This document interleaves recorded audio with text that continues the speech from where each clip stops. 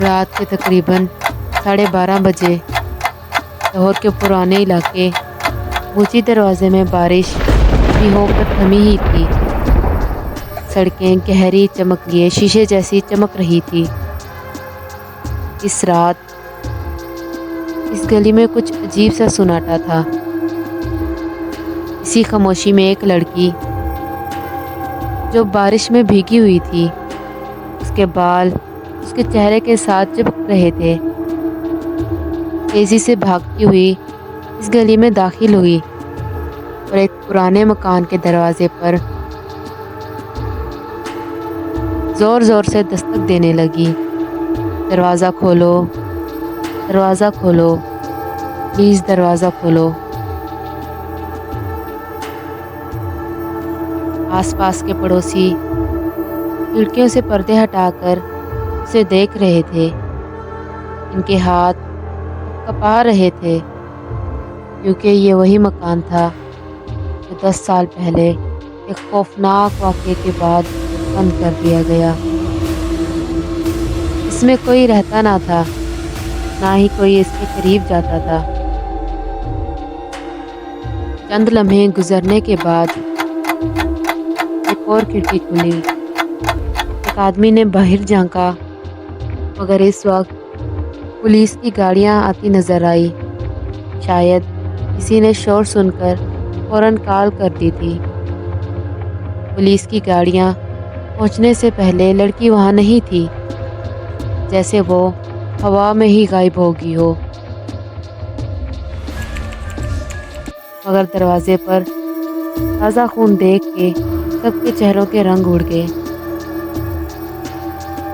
Inspector Umair جو اس علاقے کے ماہر تفتیش کار تھے، فوراً موقع واردات پر پہنچے۔ انہوں نے کچھ دیر دروازے کا جائزہ لیا، پھر مکان کا زنگ آلودہ تالا توڑ کر اندر داخل ہوئے۔ اندر دھول تھی، لکڑیاں اور ٹوٹی ہوئی چیزیں، سب کچھ ایسے تھا جیسے سالوں سے کسی نے ہاتھ نہ لگایا ہو۔ مگر وہاں ہونے والی کچھ چیزوں نے اسے چونکا دیا تھا۔ کرسی جو میز سے پیچھے ہٹی ہوئی تھی،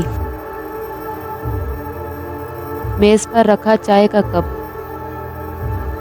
بالکل تازہ لگ رہا تھا، جیسے ابھی ابھی کسی نے بنایا ہو، اور وہاں کسی نے بیٹھ کر پی ہو، لیکن وہاں کوئی بھی نہیں تھا۔ انسپکٹر کی آنکھوں میں حیرانی تھی، یہ کیسے ممکن ہے؟ یہاں تو 10 سال سے کوئی نہیں رہتا۔ پڑوسیوں نے بتایا کہ 10 سال پہلے یہاں ڈاکٹر سرفراز رہتے تھے، جو اپنی بیٹی نادیہ کے ساتھ یہاں آئے تھے۔ ایک رات اچانک نادیہ غائب ہو گئی، کسی نے دیکھا تک نہیں، نہ دروازہ ٹوٹا نہ چیخ سنائی دی، مگر ڈاکٹر سرفراز کے ہاتھوں اور کپڑوں پر خون لگا ہوا تھا۔ وہ کہتے رہے، میں نے اسے نہیں مارا، وہ خود گئی ہے۔ مگر کوئی ان کی بات پر یقین نہیں کر رہا تھا۔ اس واقعے کے چند دن بعد ڈاکٹر سرفراز پاگل پن کی حالت میں اسی مکان سے غائب ہو گئے اور مکان بند کر دیا گیا۔ اس کے بعد بہت سی افواہیں اٹھی اور اس کے بعد یہ مکان بند کر دیا گیا۔ مکان کی تلاشی لی گئی، اسٹور روم سے ایک پرانی ڈائری ملی۔ اس پر بہت دھول جمی ہوئی تھی، مگر اس کا آخری صفحہ بالکل صاف تھا اور اس پر ایک تازہ سیاہی سے لکھا ہوا جملہ تھا، جب میں واپس آؤں تو مجھے پہچان لینا۔ اس جملے کے بعد جو تاریخ لکھی گئی اس نے انسپکٹر کو چونکا دیا، کیونکہ یہ صفحہ گزشتہ رات ہی لکھا گیا تھا، لیکن یہاں تو کوئی نہیں رہتا، پھر یہ کس نے لکھا؟ انہوں نے خود سے کہا۔